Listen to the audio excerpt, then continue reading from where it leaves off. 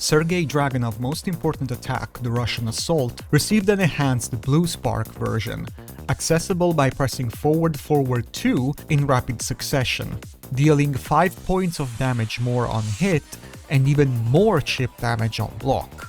Outside from this, the move is roughly the same as it is in Tekken 7. It's still +6 on block with poor tracking on both sides.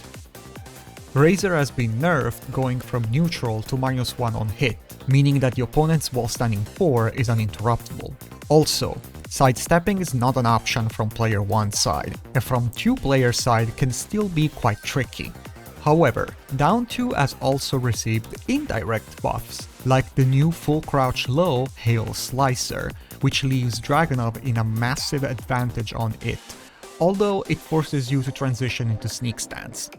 Luckily, sneak stance has seen significant buffs thanks to introduction of Ignition Switch, which is a long-range mid-hit engager that is +7 on block. It also hits grounded, buffing Dragunov's Okizeme. His slide is now neutral on hit, and has access to a new Power Crush that is -13 on block.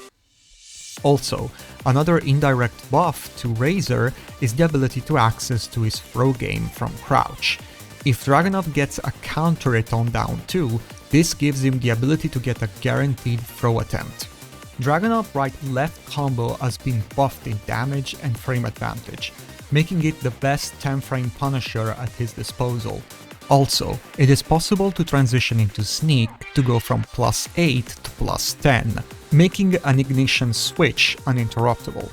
4-1, on the other hand, doesn't jail anymore on block, making it more risky to throw out in the neutral. Tundra Slash is now 14 frames and an hit engager, making it a great 14 frames punish. Also, the hitbox has been reworked to hit opponents laying on the ground. Scabbard has seen massive nerfs, going from a bound launcher to give absolutely nothing on hit.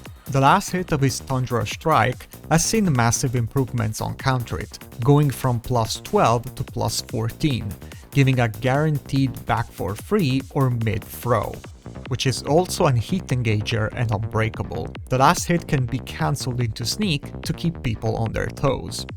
The second hit of his Switchblade Ripper now gives a full combo on counter hit, forcing the opponent to respect Dragunov's downward 1 more than ever. Dragunov's old forward 3-2 has been replaced by Falcon Combination, going from a mid-high to a mid-mid hit engager. It's still safe on block, but interruptible. His Rolling Thunder lost his launching property on counter hit. However, now it guarantees an inescapable hit engager mid throw, both on hit and on counter hit.